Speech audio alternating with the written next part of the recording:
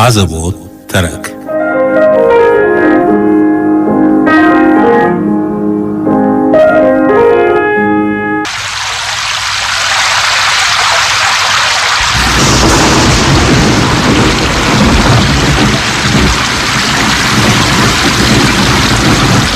የበረዶ ውሽንፍር ድርሰት አሌክሳንደር ፑሽኪን ትርጉም ካሳ ገብረሕይወት ምንጭ አሌክሳንደር ፑሽኪን የኢቫን ቤልኪን ታሪኮች አሳታሚ የፕሮግረስ መጽሐፍት ማዘጋጃና ማሳተሚያ ቤት ሞስኮ የበረዶ ውሽንፍር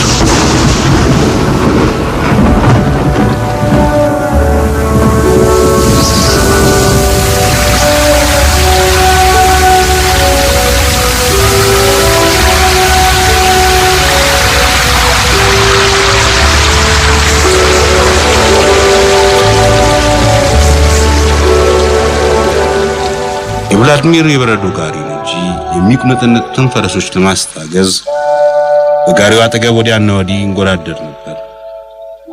ወጣቷ ልጃገረድና ደንገጥሯን ሰረገላው ላይ ወጥተው እንዲቀመጡ ሰረገላ ነጂው ረዳቸው። የተጠቀለለውን ዕቃና የጌጡንም ሙዳይ ሰረገላው ላይ ጫነ። ቀጥሎም ልጓሙ ሳብ ሲያደርግ ፈረሶቹ ደስ ብሏቸው ወደፊት ሰለሉ። እንግዲህ የታሪካችን ቤት የሆነችውን ለድሏና ለሰረገላ ነጂው ለቴሬሽካ ጥበብ ትተን ወደ ወጣቱ እንመለስ። ቭላድሚር ቀኑ ሙሉ ከቦታ ወደ ቦታ ሲዘዋወር ዋለ። በዣድሪኖ ወደሚገኘው ቄስ ጋር ሄዶ ጥያቄውን እንዲፈጽምለት እንደምንም ሊያግባባው ቻለ። ከዚህ በኋላ ምስክር ለመፈለግ ወደ ሰፈሩ ባለርስቶች ዘንድ ሄደ። መጀመሪያ የጎበኘው ድራቪን የተባለው ከስራ የተሰናበተ የ40 ዓመት መኮንን ይሄ ጉዳይ የድሮውን ጊዜ የፈረስ ዘበኞች ጉብዝና ያስታውሰኛል ሲል በሐሳቡ የሚስማማ መሆኑን ወዲያው ገለጸለት። ሌሎቹን ሁለት ምስክሮች ለማግኘት የሚያስቸግር አለመሆኑን በማረጋገጥም ቭላድሚር ቆይቶ ምሳ እንዲበላ ጠየቀው። እንዳለውም ከምሳ በኋላ ሪዙ እንደ ጦር የቆመው ምስለኔ ሽሚት ከሰፈሩ የፖሊስ ሹም ልጅ ጋር ሆኖ ብቅ አለ። የወጣት ልጅ እድሜው 16 ሲሆን ወደ ፈረሰኛ ጦር የገባውም በቅርብ ጊዜ ነበር። እነዚህ ሁሉ በቭላድሚር ሐሳብ ከመስማማታቸው በላይ ሕይወታቸውን ለእርሱ ሲሉ መስዋዕት ለማድረግ ዝግጁ መሆናቸውን ገለጹለት። ቭላድሚርም በጋለ ስሜት አቀፋቸውና ዝግጅቱን ለመቀጠል ወደ ቤቱ ሄደ።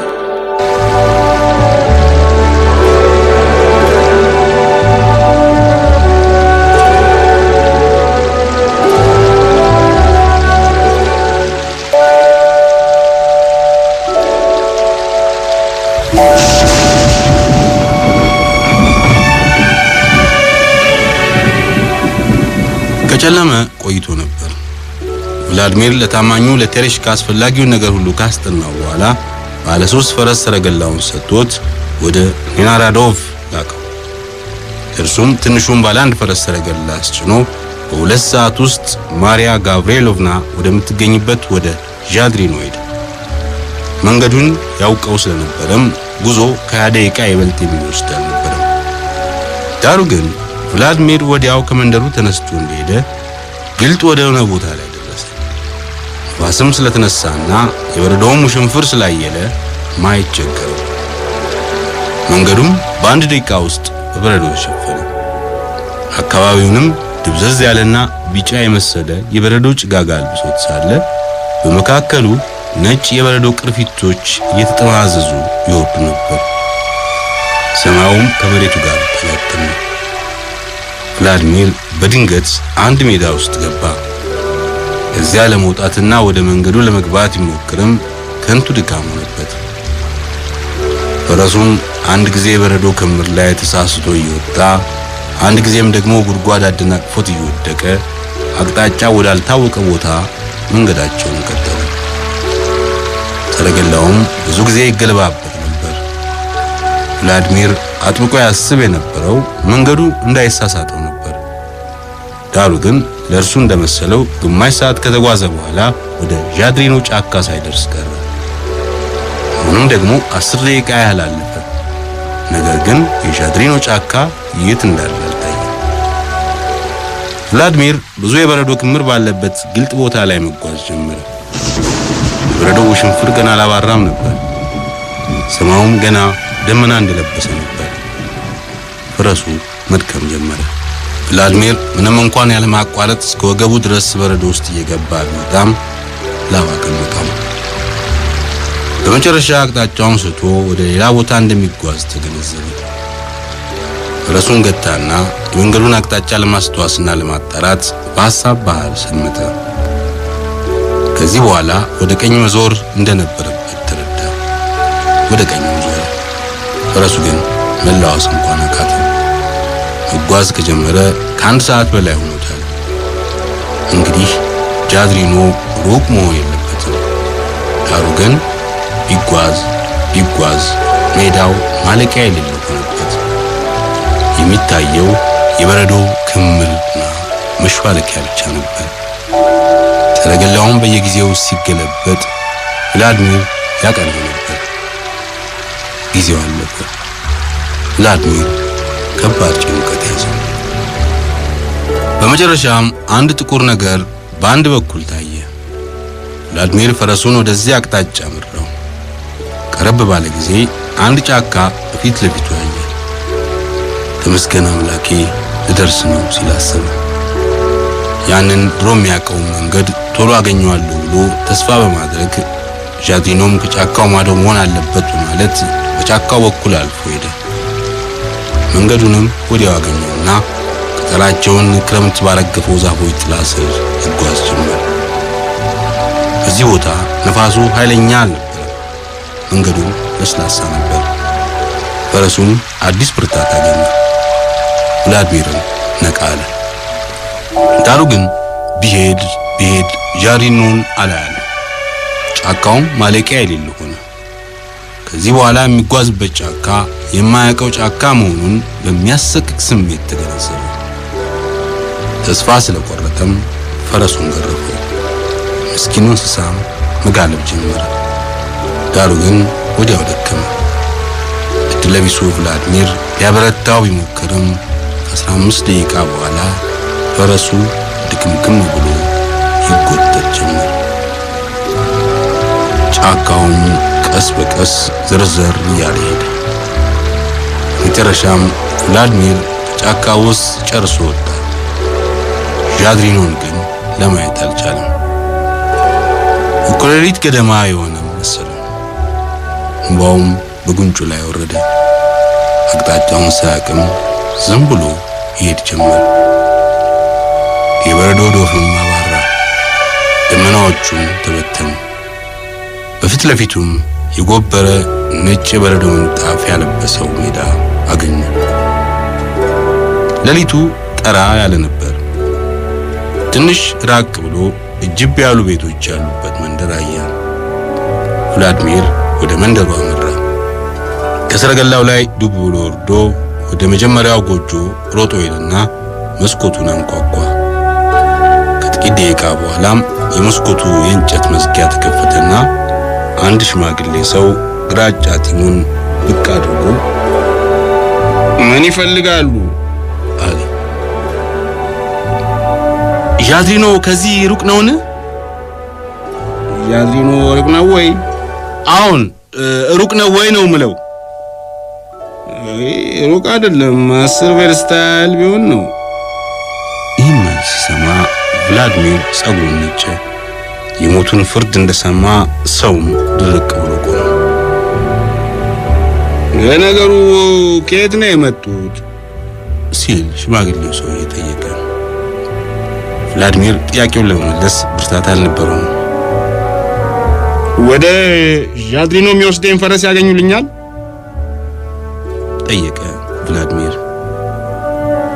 አይ ጉድ፣ ፈረስ እንዳለን ሰው ሁሉ ሲል መለሰ ባላገሩ ሰው።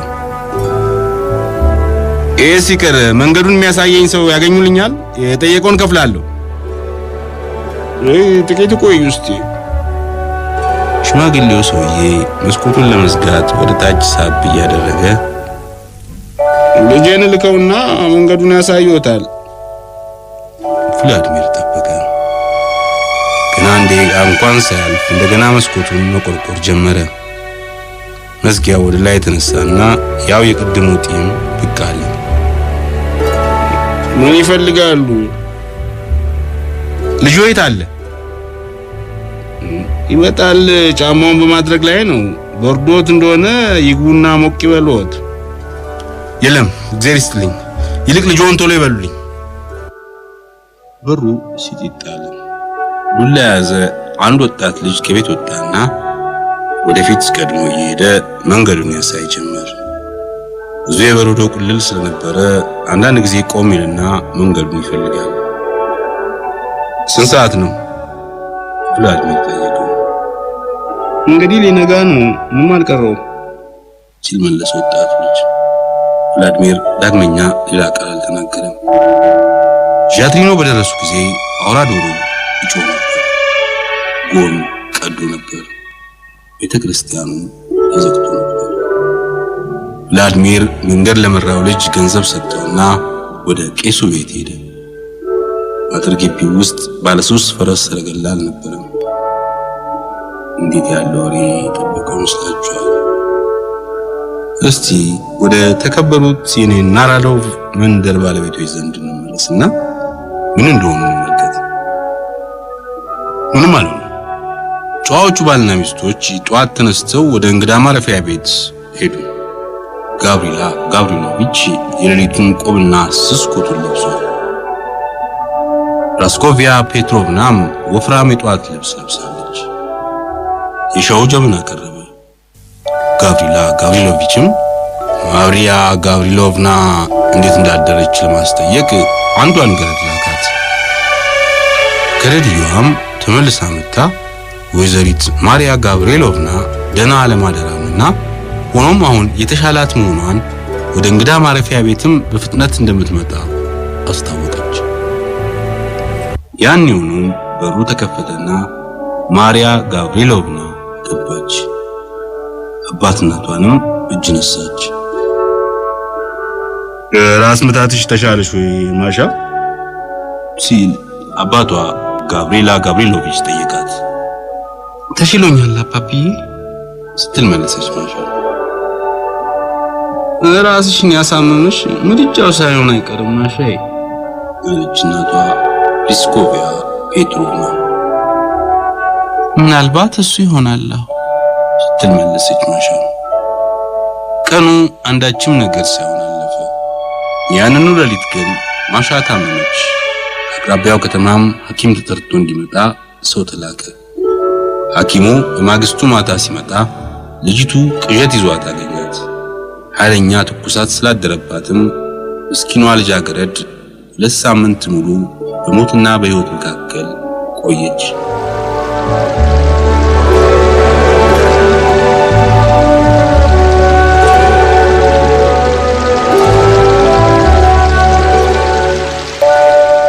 ትረካው አላበቃም። ተከታዩን በነገው የአዘቦት ክፍል ጊዜያችን ይዘን እንቀርባለን።